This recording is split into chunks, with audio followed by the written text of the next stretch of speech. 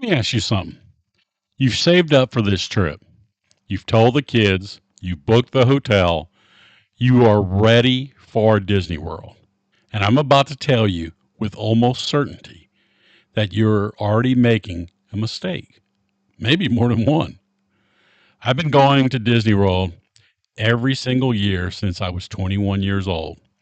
I've walked through those gates hundreds of times, and I still watch first timers make the same expensive, heartbreaking, totally avoidable mistakes every single year. Today, we're fixing that. These are the Disney World mistakes first timers make, and exactly what you should do instead. Stay until the end because mistake number one is one almost nobody talks about, and it could literally cost you hours of your trip before you even leave the hotel room. I'm Lee with All About the Duck. Mistake number one, underestimating Disney transportation. And okay, so here's the one that gets people every single time. You're staying on property. Good for you. That's the right call. And you figure Disney has buses and boats and the monorail and the Skyliner. How hard could this be? It's hard. It can be very hard. Well, hard enough that most channels, including my own, make entire videos on the subject. I will link ours in the description. Disney bus systems are notoriously inefficient. We're talking convoluted routes, multiple stops, and a schedule that feels more like a suggestion than a promise. I have personally watched guests miss an entire morning at Magic Kingdom because they didn't account for the transportation time. You can easily burn 45 minutes to an hour just getting from your resort to the park, and that's before you even get to the gate. What to do instead? Build transportation into your plan. Give yourself a full hour from the time you leave your room to the time you want to be in the park. If you're staying at the monorail, you're in better shape for Magic Kingdom and Epcot, but you still need to plan ahead. Don't let the bus be the villain of your vacation. Mistake number two, trying to do everything. I've been going to Disney World for 30 years. I've been there hundreds of times, and I have still not done everything. Let that sink in for a second. First timers come in with a list that could fill a binder. Every ride, every restaurant, every show, every character greeting, every fireworks display. And when they can't hit it all in 4 days, they feel like they failed. They didn't fail. They just didn't understand the sheer scale of what they were walking into. Pick your negotiables, your top three or four experience in each park, and let everything else be a bonus. You're not failing if you don't ride every ride. You're succeeding if you leave with magical memories instead of exhausted, cranky ones. Mistake number three, not making dining reservations or making too many of them. Disney dining is its own sport. Table service restaurants at Disney World open reservations 60 days in advance. And the good ones, Be Our Guest, Cinderella's Royal Table, Space 2020, they go fast. I mean, gone before you finish your coffee fast.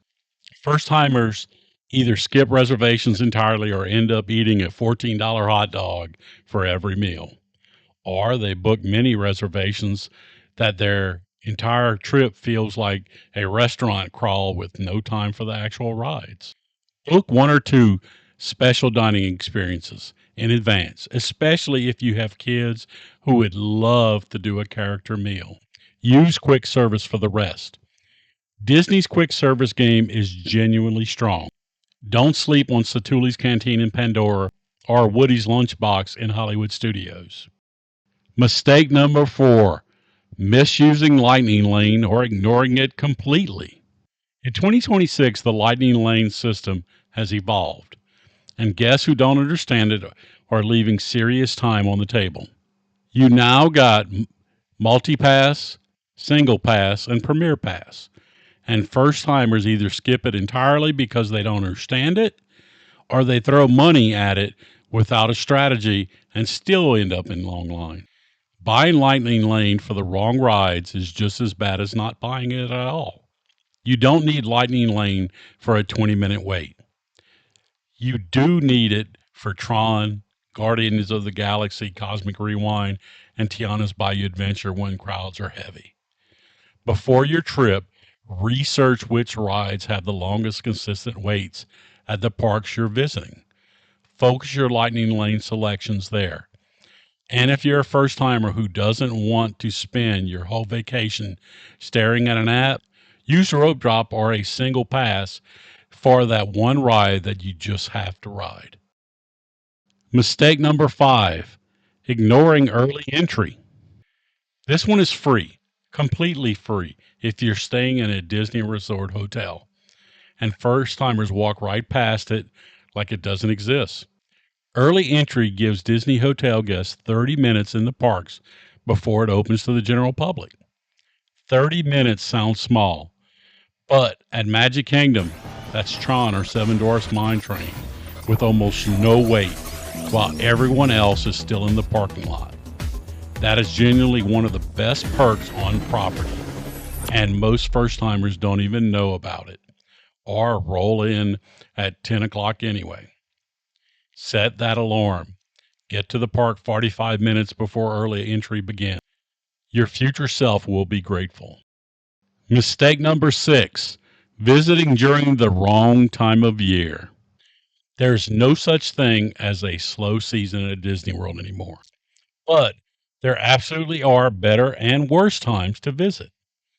And the difference in cost and crowd levels can be dramatic. Holiday weeks, especially the stretch between Christmas and New Year's Eve, can double your trip costs and triple your wait times. Spring break crowds hit hard in March and April. Meanwhile, late January, early February, and late August tend to be among the lighter crowd periods. If your schedule has any flexibility at all, use it. Check a reliable crowd calendar before you book. And if you're locked into a holiday week, go with realistic expectations and some lightning lane strategies.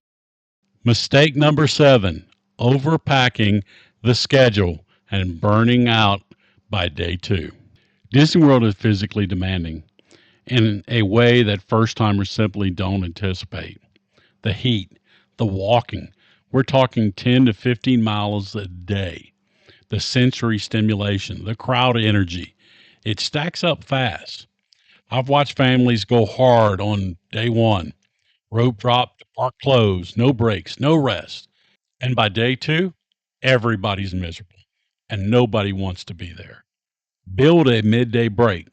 Seriously, go back to the resort, rest for an hour or two during the hottest part of the afternoon, then come back refreshed for the evening. The nighttime at Disney World, the fireworks, the parades, the lower crowd is some of the best the parks have to offer. Don't miss it because you ran out of gas at 3 p.m. Mistake number 8, not buying merchandise when you see it. This one feels small until it isn't. You see a Spirit jersey you love, a limited release pin that is calling your name, and you tell yourself, I'll grab it on the way out. You won't. It'll be gone. Disney merchandise moves fast, especially anything limited edition or seasonal. I have watched grown adults nearly cry in a gift shop because they passed on something and came back an hour later to an empty shelf. If you love it, buy it. Budget for impulse buys because they will happen. And if weight is a concern, Disney can sometimes ship merchandise directly to your home. Look, Disney is still the most magical place on earth, but it is not a place where you could just show up to and wing it. The guests who have the best trips are the ones who plan smart, set realistic expectations, and leave room for the magic to actually find them. I've been doing this for over 30 years. I've helped hundreds of families plan their Disney trips as a travel agent. And every single one of these mistakes, I've seen them happen. And now you know how to avoid every single one of them. If this video helped you, do me a favor, hit that like and subscribe button so you don't miss our next video. And drop it in the comments. Which of these mistakes were you already making? I read every single one. And as always, see you real soon.